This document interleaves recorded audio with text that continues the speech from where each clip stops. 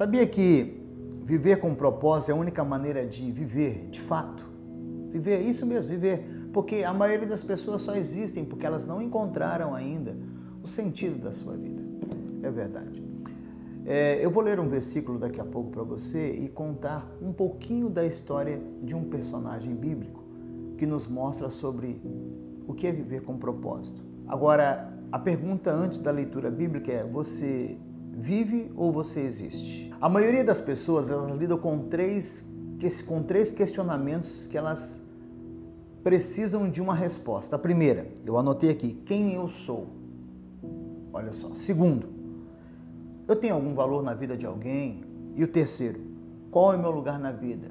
Para que eu estou aqui? Para que eu sirvo? Agora, Deus tem essas respostas para você sim. E nesse livro sagrado, a Bíblia, você pode encontrar essas respostas. Agora vamos para a leitura?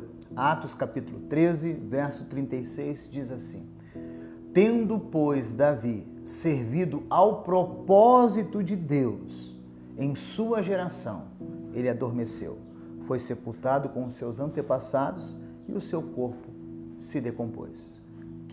Quantas verdades dentro de apenas um versículo. Primeiro, Davi, ele viveu servindo o propósito de Deus. Ele não viveu para si mesmo.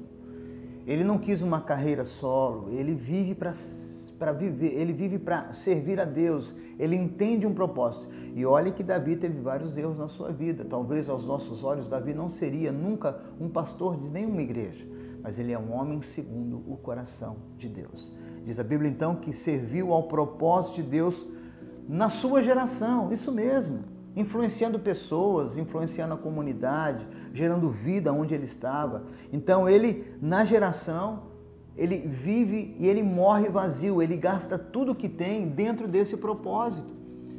Ele vive intensamente. E a Bíblia diz então que depois ele morre.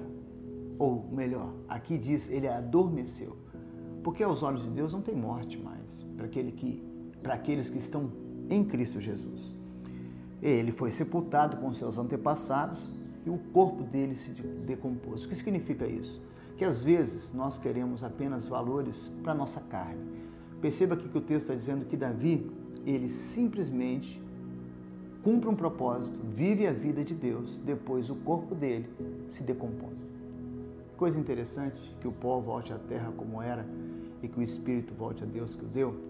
Às vezes nós corremos demais, absolutamente demais, para apenas trazer solução para a nossa carne e não vivemos o propósito de Deus. Pense nisso.